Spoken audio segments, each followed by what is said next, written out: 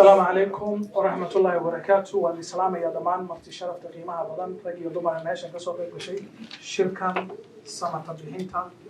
ديجان كأو كسو قيب قلة قيبها كلا دوان أوراد السياسة يو جالية دقوال كمينيسودا كاسو لقاها لدونا سنة بحينتا ديجان كا يوحي كجرا ضد بلان باينوتشوغا وكذا دونا فيديو كوغا كوال هالي دونا إن شاء الله sida caadiga ah dad muslina maadaama aan nahay goob kasta iyo meel kasta oo shir lagu qabanayo marka la isugu yimaado waxaa waajib ah in lagu furo aayadaha quraanka ah insha Allah intayna shirkeena furanin waxaan u yeeri doonaa si uu aayadaha quraanka inoogu furo Dr. Sheikh Ahmed Mohamed Haji kusoo dhawo fadlan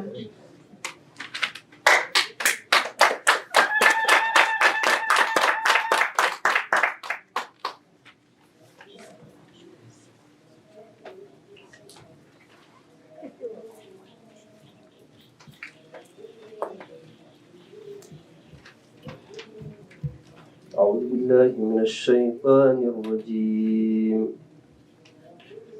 يا أيها الناس اعبدوا ربكم الذي خلقكم والذين من قبلكم لعلكم تتقون الذي جعل لكم الأرض فراشا والسماء بناء وأنزل من السماء ماء فأخرج به من الثمرات رزقا لكم فلا تجعلوا لله أندادا وأنتم تعلمون صدق الله العظيم.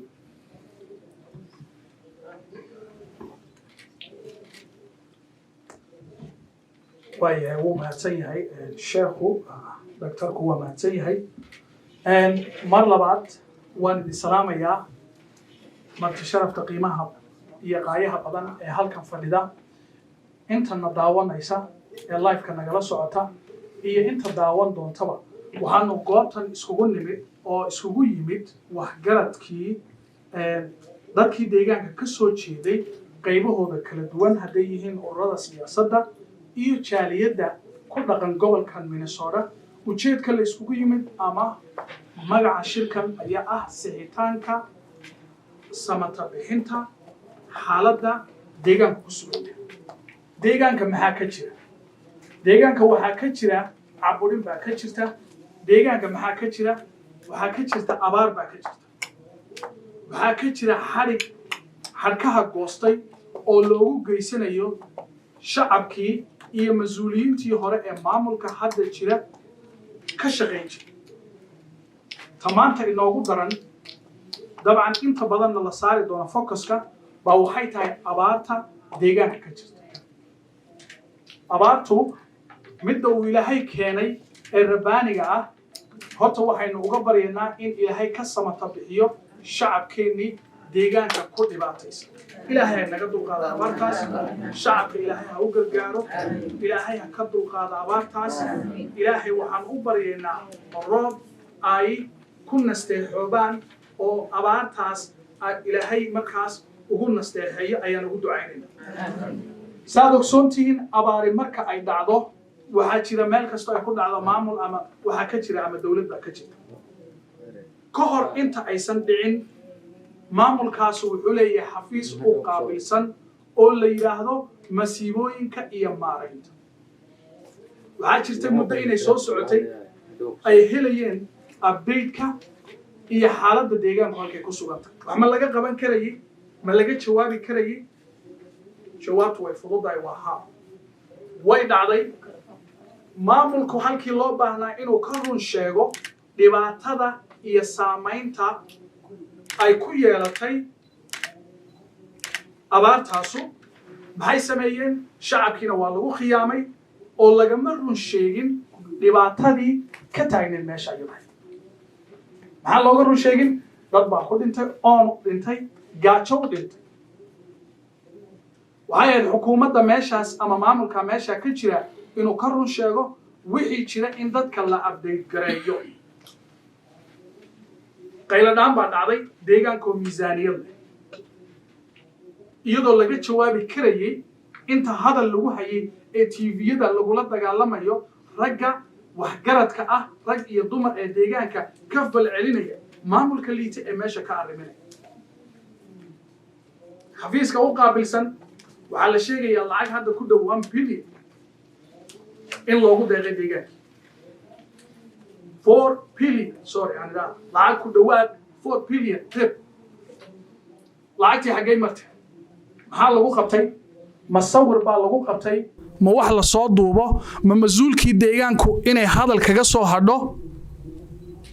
mise inuu wax qabto bay ahayd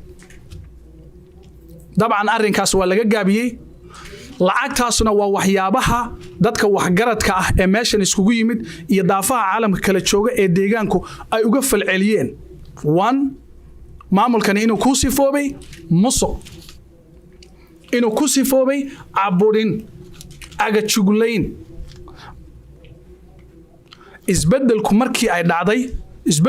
uu dhacay Mustafa wuxuu ahaa ninkii ugu jaaniska fiicnaa madaxdii deegaanka soo marta kana faa'iideysan waay jaaniski dadka shacabkana halaan xasuusino Mustafa ma keenin isbeddel buu ku yimid Mustafa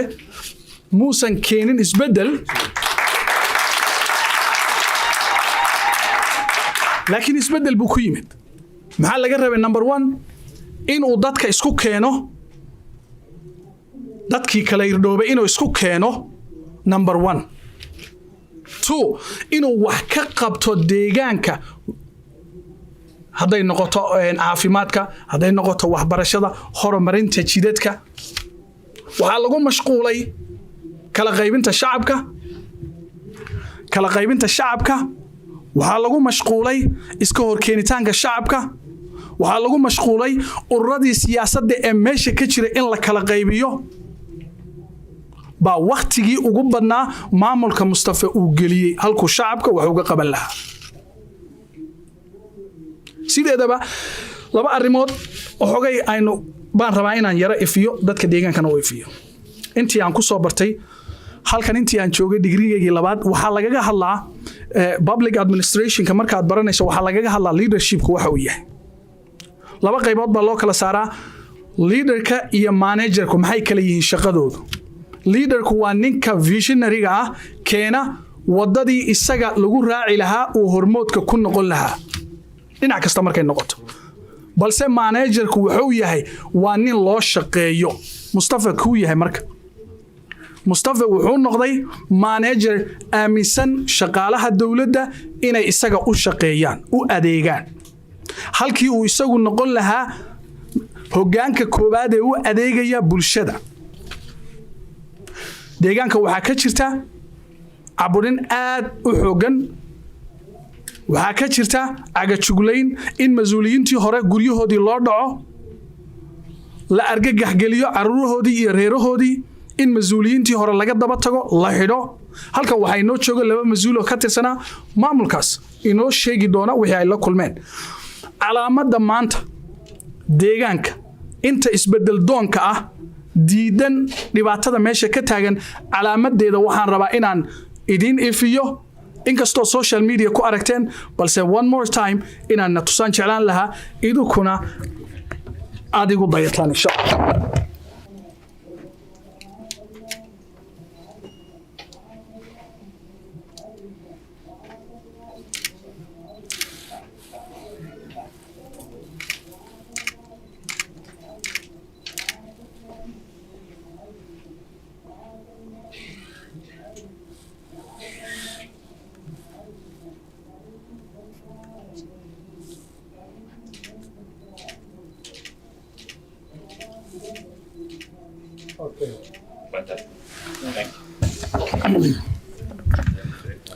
waayo waad mahadsantihiin mudanayaal iyo marweyn mar labaad shirkani way noo furmayaa intaas waxa ay horudhac iyo deegaanka xaaladda ka jirta calaamadaas maxay ka turjumaysaa caburinta iyo cunaqabataynta iyo abaarta deegaanka haysatay ka turjumaysaa qof kasta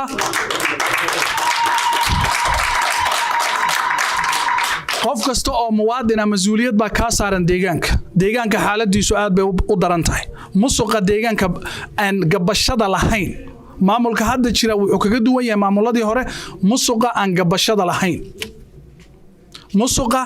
gabashada lahayn lacagtan deegaanka dadka wax loogu qaban lahaa ee dollarka lagu bedelayo la isa sii dhaafinayo abaarta dadka waxa u dheer in meelaha qaarkood wixii loogu talagalay miisaaniyadu aysan gaadhayn taasaa loo baahan yahay qof kastoo muwaadina inuu maanta ka kaco Mustafana waxaan leenahay maanta taladu waxay tahay maanta ayay ku dhowdahay waad fashilantay inaad iscasisho waa midda kuugu wanaagsan way intaad baxsan lahayd ama intii lagu xiri lahaa xaaladda deegaanku way maalinka ka dambaysa way ka sii daraysaa xaqiiqduna waa taas waxba maadan qabanin wax qabadkii laga sugayna shacabkiiba madaxa iskula jira baaqayga waa intaas insha Allah shirka inoo furmi doona waxaan u yeeri doonaa Abdurrahman Sheikh Hassan oo ah gudoomiyaha jaaliyadda Somali State fadlan ku soo dhawow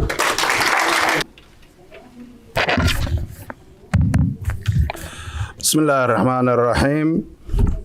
السلام عليكم ورحمة الله وبركاته مدنيال iyo marwooyin akhyaarta sharafta leh ee meeshan isugu timid dhammaantiin waxaan idinku salaamayaa salaanta islaamka intaa kadib shirkani muhiimadda uu inoo leeyahay waa la sheegay waana la shaaciyey waana la sharaxay deegaankeenna waxaa ka taagan dhibaato culus waxaa ka taagan abaar waxaa ka taagan masiibooyin dabiici ah iyo kuwa man-made-ba kuwa dabiiciga abaarta weeye kuwa kalena waa maamul xumada deegaankeennu wuxuu u baahan yahay samata bixin in dhexda la xidho oo loo istaago waxaynu nahay dadkii u magac sheeganayay deegaankaas dhibaatadiisuna waa ina dhabaysaa waxyaabo badan oo khatar ah oo halis ahna la sheegayaa anigu waxaan u istaagay halkan inaan idiin furo shirka waadna mahadsantihiin si kooban oon mawduuca laga bixin oo la taargadgaraynaya dhibka jira ha laga hadlo haddii ilaahay yidhaahdo aad iyo aadna waan idiin salaamayaa السلام عليكم ورحمة الله وبركاته